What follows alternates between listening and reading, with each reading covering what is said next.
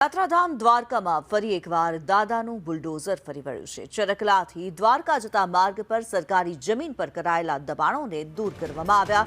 ગેરકાયદે ઉભેલા અને ધમધમતા ભવનો પર તંત્ર દ્વારા કાર્યવાહી હાથ ધરાઈ છે। છેલ્લા કેટલાક સમયથી દબાણકારોને નોટિસ આપવામાં આવી હતી, ત્યારબાદ કાર્યવાહી કરવામાં આવી છે। તંત્રનું કહેવું છે કે હજુ પણ જ્યાં જ્યાં સરકારી જમીન પર દબાણ છે ત્યાં આગામી દિવસોમાં બુલડોઝર ફરી વળશે।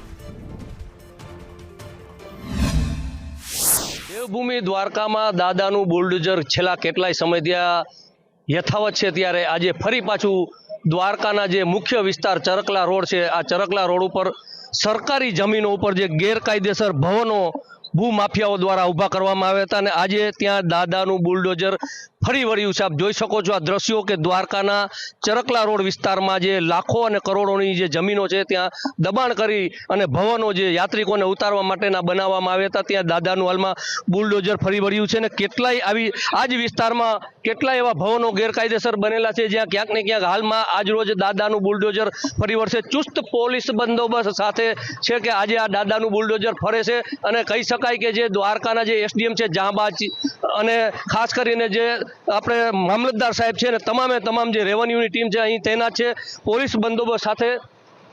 આજે ભૂમાફિયાઓના જે ભવનો છે તે ક્યાંક ને ક્યાંક ડિમોલેશન થઈ રહ્યા છે। અનિલાલ, સંદેશ ન્યૂઝ, દ્વારકા।